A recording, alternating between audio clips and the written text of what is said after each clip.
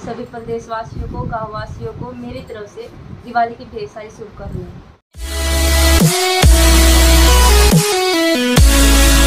DN Haryana देख रहे दर्शकों को नमस्कार। जैसा कि हरियाणा में पंचायती चुनाव चले हुए हैं और इस कड़ी में पहुंचे सिरसा खेड़ी में, और युवा शिक्षित मेहनती उम्मीदवार श्वेता यहां पर चुनाव मैदान में उतरे हैं। उनसे जानेंगे भाई कौन से मुद्दे रहे जिनको लेकर ये मैदान में आई हैं। जी नमस्कार जी। नमस्कार जी। ऐसे कौन से मुद्दे हैं जो जिनको लेकर आप मैदान में आई हैं? गांव में जैसे बहुत सारी समस्याएं हैं जिनको देख के मैंने ना पंचायत चुनाव लड़ने का जो निर्णय लिया है।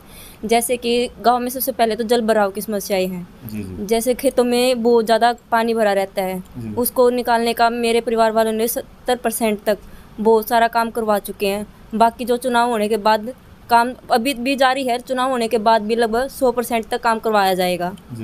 दूसरे नंबर पे जो है कि गांव में महिला जैसे पानी आता है वो साफ नहीं आता, इसके लिए आरओ प्लांट लगवाने की भी कोशिश की जाएगी।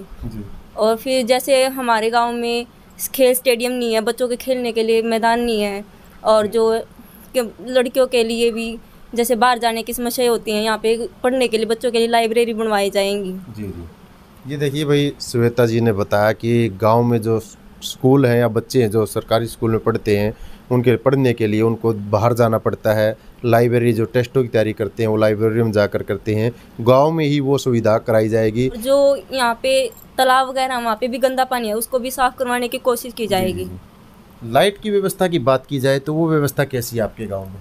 लाइट की समस्या जैसे रहती ही है गांव में भी, सड़कों पे भी जैसे स्ट्रीट लाइट नहीं है, और घर पे भी जैसे कभी लाइट लगभग चली जाती है तो उसको भी दूर करने की पूरी कोशिश की जाएगी। ये देखिए भाई, लाइट व्यवस्था है जो गांव में करेगी। लाइट व्यवस्था ऐसी होती है रात को अंधेरा होने के बाद लाइट चली जाती है, तो गाँव में कोई स्ट्रीट लाइट नहीं है, उनकी व्यवस्था भी इनके द्वारा की जाएगी। और अन्य किस तरह के कार्य किए जाएंगे आपके वगैरह, जिम वगैरह ये सब बनवाने की कोशिश की जाएगी। इसके लिए जैसे कि हमारे जो चौपाल होती थी उस तरह का कोई कम्युनिटी हॉल या बारात घर वो भी बनाया जाएगा। हाँ जी, जैसे मैरिज हॉल बनवाए जाएंगे लड़कियों की शादी के लिए। जैसे गांव में लगभग घर के छोटे होते हैं, नहीं करवाने पाते, तो वहाँ पे ये मैरिज हॉल बनवाए जाएंगे जहाँ मैरिज करवा सकते हैं लड़कियों की। जैसे कि बुजुर्गों को बाहर जाना पड़ता है पेंशन लेने के लिए, उनकी समस्या को ध्यान में रखते हुए हम गांव में ही बैंक शाखा खुलवाने का प्रयास करेंगे कि भाई उनको बाहर जाने में कोई दिक्कत ना हो और उनको गांव में ही जो है पेंशन मिल जाए।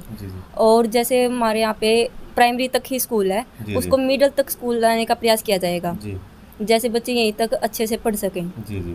गांव में जैसे कि बुजुर्गों को घूमने के लिए जगह नहीं है, उनके लिए जो पार्क बनवाए जाएंगे जो सुबह सुबह वे मैदान में टहल सकें और अच्छा फील कर सकें। तो गांव की जो फिरनी है उसको पक्का करवाने की कोशिश की जाएगी। भाई लोगों को जैसे बारिश वगैरह आती है तो सड़कों पे चलते वक्त दिक्कत ना हो।